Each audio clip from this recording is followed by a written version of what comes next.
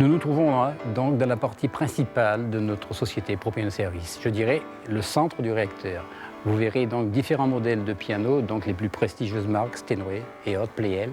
Ici se montent et se démontent tous les instruments pour retrouver une âme et le respect vraiment de la tradition de fabrication. Notre société se réfère de 35 ans d'expérience, qui est effectivement énorme et en même temps peu, parce qu'on continue toujours à apprendre. Mon but, c'est d'apporter mes compétences à des jeunes qui en veulent, c'est le terme, et donc à leur faire prendre la passion que j'ai du piano, de la restauration en profondeur d'instruments célèbres, comme par exemple cet instrument qui a près de 200 ans. On ne peut pas confier un instrument comme ça si on n'est pas sûr de le retrouver en parfait état de marche, en respectant les paramètres de l'époque.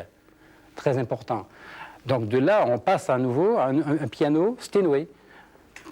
La marque, effectivement, de renommée mondiale, qu'on ne confie pas à n'importe qui. Là, s'intègrent complètement mes compétences sur un piano comme ça. Disons que ma passion s'éclate. Nous ne sous-traitons aucune opération. Du filage des cordes à la laque des pianos, au changement des composants, donc des composants divers, comme des têtes de marteau sur une mécanique Steinway qui a été changée.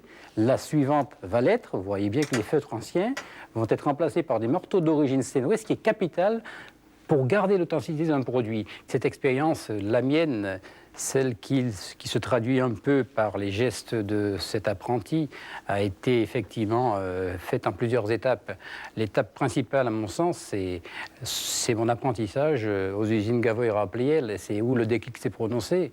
J'ai eu comme maître d'apprentissage le dernier erhardiste, le dernier pleyeliste et le dernier gavotiste. Donc j'ai été le dernier vrai facteur formé en France. Donc c'est quand même pour moi un honneur d'essayer de transmettre aujourd'hui ces connaissances. Mais dans les règles de l'art, j'ai des paramètres sur lesquels je suis intransigeant. Il faut d'abord aimer ce métier, parce qu'on ne le fera jamais correctement si on n'a pas cet amour, cette passion.